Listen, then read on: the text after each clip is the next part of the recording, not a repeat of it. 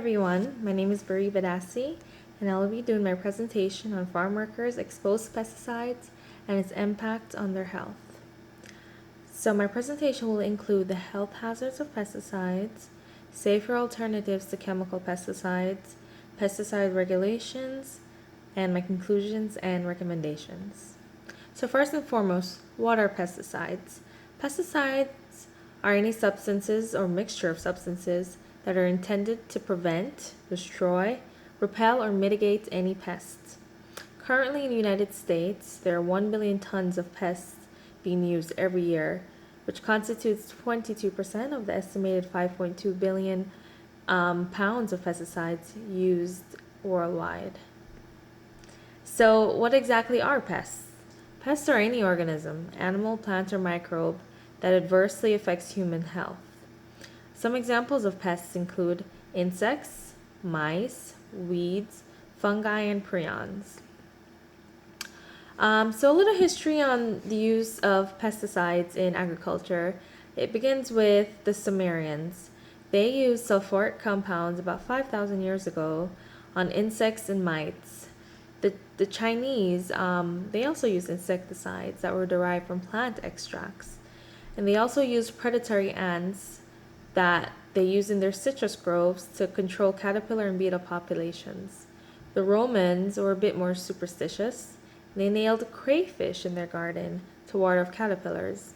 In medieval Europe, they relied on their religious faith to ward off these pests. In the 18th and 19th century, botanical insecticides were in use, such as pyrethrum, rotenone, and nicotine. Agricultural disasters in the mid-19th century led to scientists being more interested in new and improved methods to control pests. So this led to the development of chemical pesticides. Bordeaux mixture that included copper sulfate and lime, Paris green, lead arsenate, and DDT. So DDT was extremely successful in controlling pests. So due to its success, a lot of scientists were interested in creating newer and better pesticides. So this led to the creation of at least 25 new pesticides by the mid-1950s. They include chlordane, parathion, heptachlor, and aldrin, and agricultural use accounted for 80% of pesticide use in the U.S. during this time period. So there are many kinds of pesticides. They're typically broken down into what kind of pests they're used to control. Insecticides are used to kill insects. Fungicides are used to kill fungi.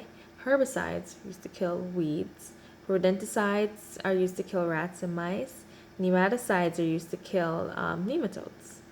As of right now, herbicides are the most widely used pesticide in the U.S. So why are we so concerned about pesticides? Well, they are associated with many health effects.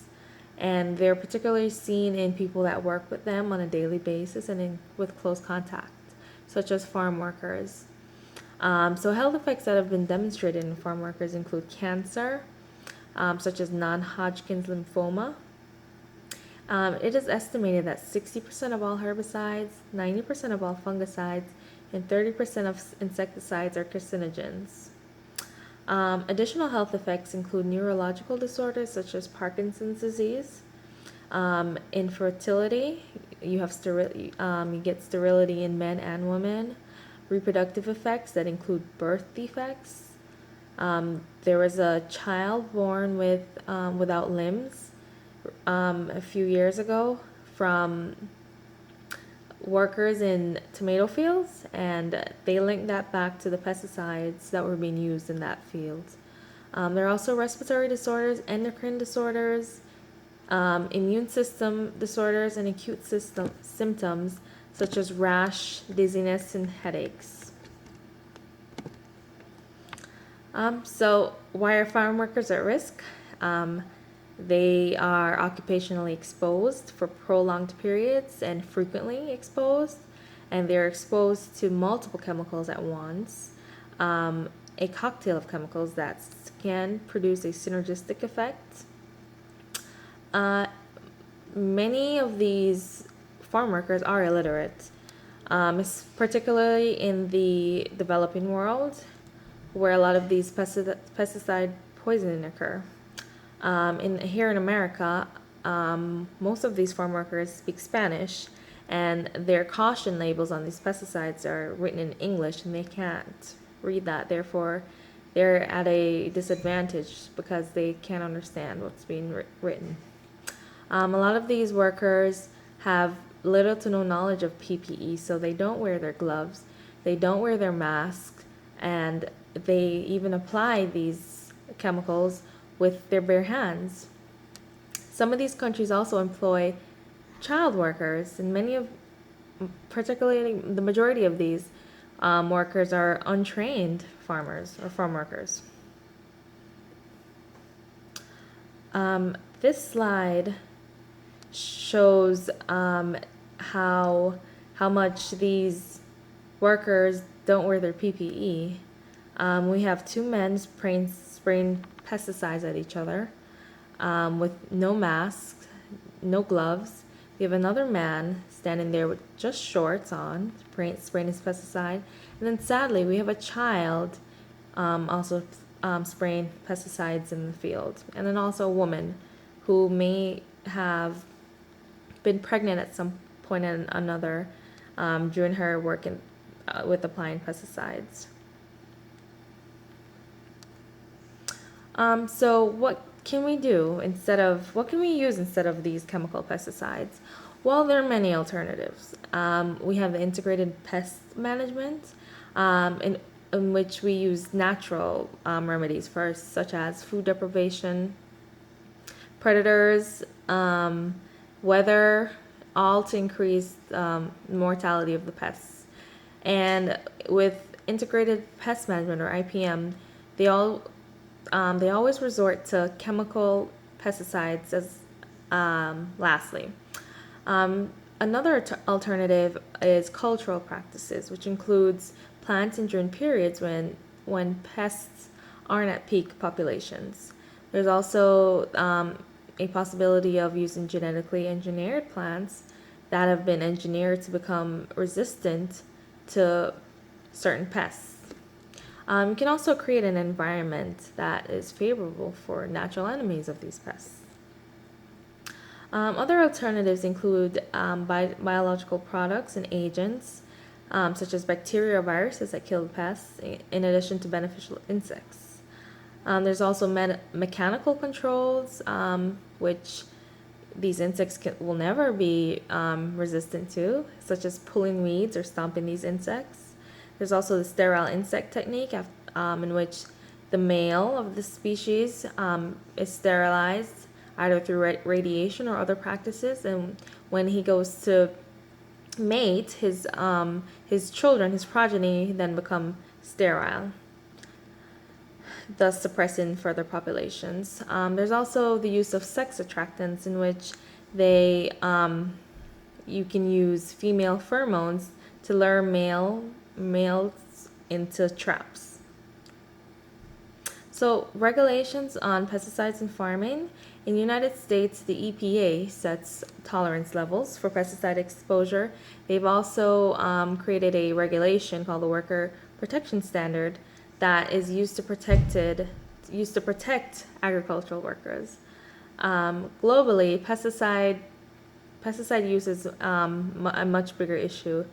25% of developing countries lack laws regulating pesticide distribution and use, whereas 80% have insufficient resources to enforce existing pesticide-related legislation. In the United States, we have great regulation with the EPA for the most part. The only problem is that the tolerance levels that the EPA sets is based on lab animals that are only acutely exposed to only one chemical, whereas in the field, the farmers are exposed to a cocktail of chemicals and they're more chronically exposed. So globally, it's a much bigger issue due to untrained farmers and a lack of regulation. And this leads to very sad statistics, which include 3 million people developing pesticide poisoning each year. Also, 18,000 die each year. Additionally, pesticides that have been banned in developed countries are oftentimes sent to developing countries for them to use.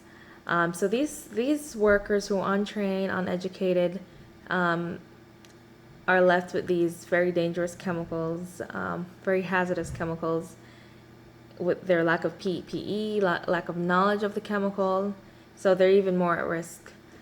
Additionally, it's estimated that 99% of human pesticide fatalities occur in these developing countries, although they only account for 20 to 30% of pesticide use. Conclusions and recommendations.